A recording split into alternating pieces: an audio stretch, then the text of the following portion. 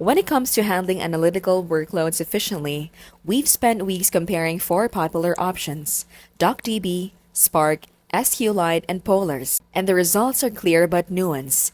Duckdb has exploded in popularity because it's essentially the SQlite for analytics.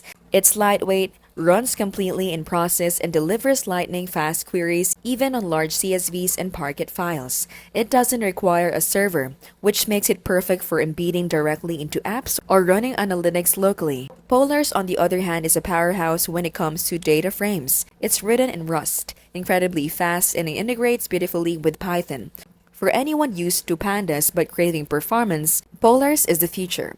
Spark, meanwhile, remains the go-to for distributed data processing. It's ideal for massive datasets and clusters, but it's overkill for smaller embedded analytics. SQlite, though legendary for transactional workloads, simply can't compete with the analytical speed of Duckdb or Polars in 2025. In our testing, Duckdb consistently returned results 10 times faster than SQlite while handling gigabytes of CSV data, while Polars outperforms Spark for mid-sized datasets by avoiding cluster overhead. The cons? Duckdb is still young and lacks some production monitoring tools.